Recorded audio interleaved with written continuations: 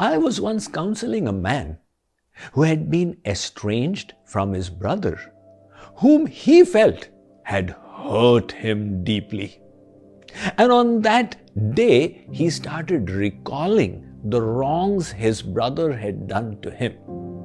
Now that kept on increasing the bitterness within his heart until he literally began trembling in hatred.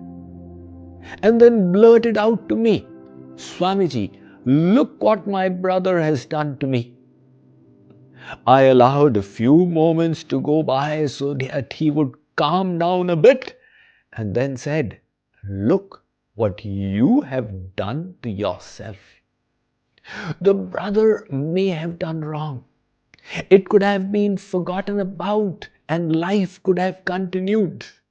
But by harboring hatred, he had hurt himself."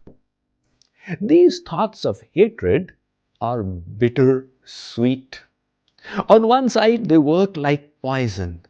On the other side, the material mind relishes them, for they reinforce the ego. That guy is so bad who has hurt me, and I am so good. In fact, the material mind is so expert that it even relishes the bitterness in a tamasic way. Now, these thoughts of hatred could be directed towards a boss who behaved badly, or a lover who betrayed you, or towards people from another race whom we feel are threatening the quality of our life. Such an example was illustrated by Dr. Brian Weiss. He is a psychotherapist and hypnotherapist in America who got his professional training in Cornell University.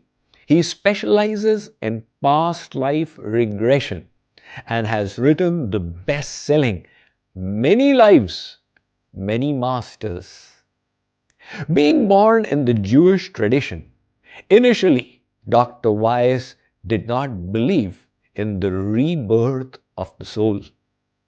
But he was once counseling a young lady called Catherine, and using hypnotherapy, he regressed her to her childhood to understand if there was any childhood trauma that was affecting her present behavior.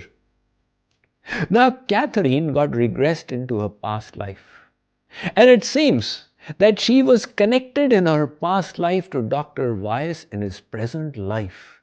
And she began relating episodes that astounded him. How did she come to know?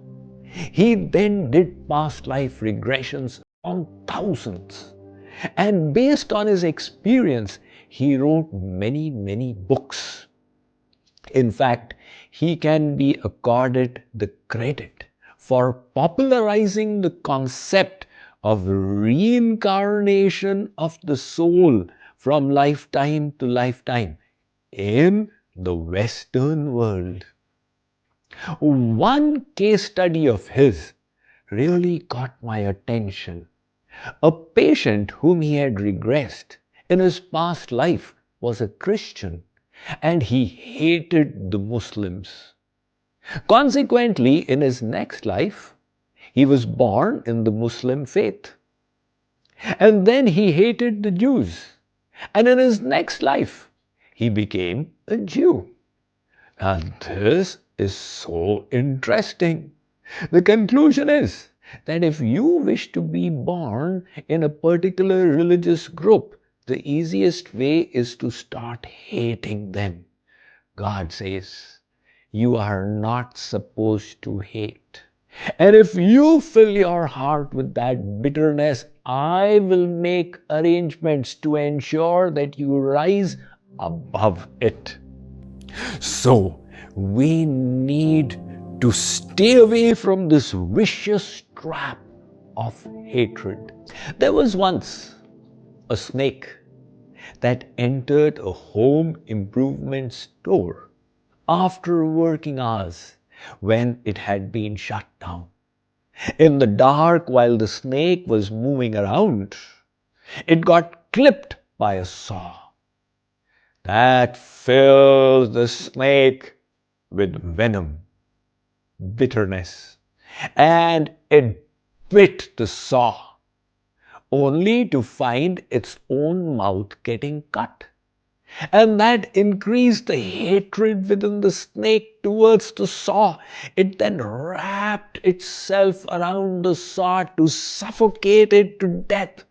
But in the process, it got cut so badly that the snake died itself.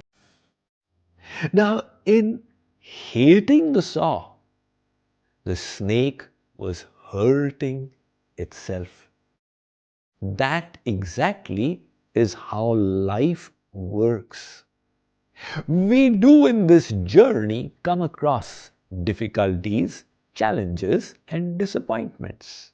They are to be faced in a proactive manner, which means if you can solve them, do so. If you cannot, then tolerate them. But instead of that, when we become bitter about circumstances and people who have hurt us, that hatred is like poison to our body and mind. Now, the Vedic scriptures treat attachment and hatred in the same light. The Yoga Darshan states, Sukhanushahi Ragaha Dukhanushahi Dveshaha. Why does attachment develop? Because of the contemplation of happiness somewhere. And why does hatred develop?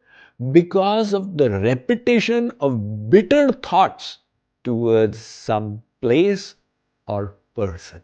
If there is either attachment or hatred, that object will repeatedly impinge upon the mind, thereby dirtying it. If you wish to be the possessor of a pure mind, brimming with goodness, full of virtue, serene, tranquil, and pure, ensure that it is free from attachment and hatred to all material things. And then you can lift it in the spiritual flight to the divine heights.